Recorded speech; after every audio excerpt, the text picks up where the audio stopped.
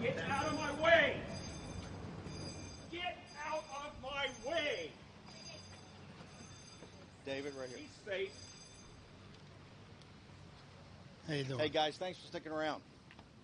Yeah, so as you know, the judge today issued a surrender date of July 1st in order to let us appeal to a higher court, meaning the full Court of Appeals in D.C.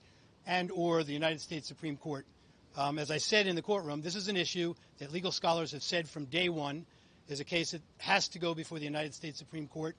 The Licavoli case from 1961, as this judge found earlier in this case, cannot be reconciled with either the traditional notion of willfulness in the criminal law or the modern definition. There have been a number of cases just in the last few years that have fleshed this out and made clear that in this country we don't send anyone to prison if they believed that they were doing something that complied with the law. In other words, what Justice Alito and Justice Thomas said in 2019, where Congress wants to require proof that a criminal defendant knew his conduct was illegal, it specifies that the violation must be willful. In the context of this statute, a misdemeanor, contempt of Congress, different from every single other statute in our jurisprudence, the court found that willful, in 1961, the court found that willfully make default, just means did you get a subpoena and did you comply with it? That's not what willful means as a matter of law in the criminal context.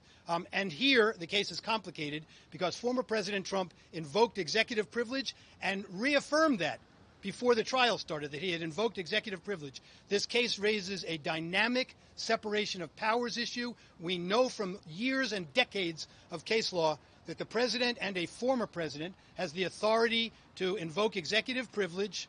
It's his prerogative, his or her prerogative, one day it may be her prerogative, but it's his prerogative to invoke, and it's presumptively valid when invoked. It's not for Congress to determine whether it was an appropriate invocation or otherwise, and Congress cannot be the arbiter of how to respond to that. Only a court can be. That's the McGahn case. Courts have spoken clearly about this. The judge's decision today cannot be reconciled with his earlier comments in the case that Licavoli was wrongly decided. And what he said today was he acknowledged, and the government had argued, that this panel in Mr. Bannon's case didn't have the authority to overrule Licavoli. So how on earth can you find that there's no longer a substantial question when they never even considered the modern jurisprudence? The decision has it wrong factually in many, many ways. It's a horrible decision that overlooks facts in the record. But beyond all that, the fundamental principle of law here that's got to be vitiated in the United States Supreme Court is that willfully in the criminal context means that you knew you did something wrong. The unequivocal evidence in this case, without any dispute, is that Mr. Bannon never got the subpoena. His lawyer got the subpoena, and his lawyer told him executive privilege has been invoked. President Trump confirmed that, and his lawyer told him that when an executive privilege has been invoked, you may not, as a matter of law, comply with this subpoena. It's not your privilege to waive, and he offered the committee an out.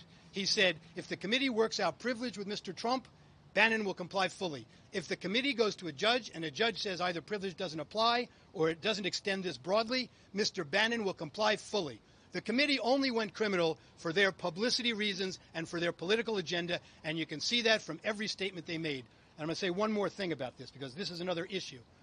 The committee, the January 6th committee, was composed and engaged in conduct that violated the House rules without any question. There was never any ranking minority member, which was an essential part, as were other parts, of the resolution creating it.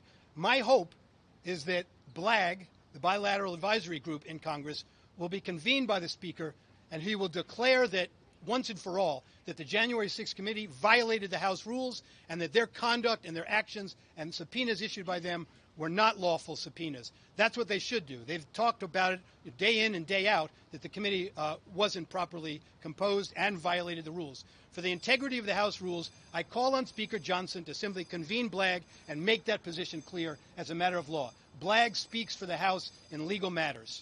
Thank you. Okay, thanks. I've got great lawyers, and we're going to go all the way to the Supreme Court if we have to, but I want to say something specifically about the Justice Department. Merrick Garland, Lisa Monaco, the entire Justice Department, they're not going to shut up Trump.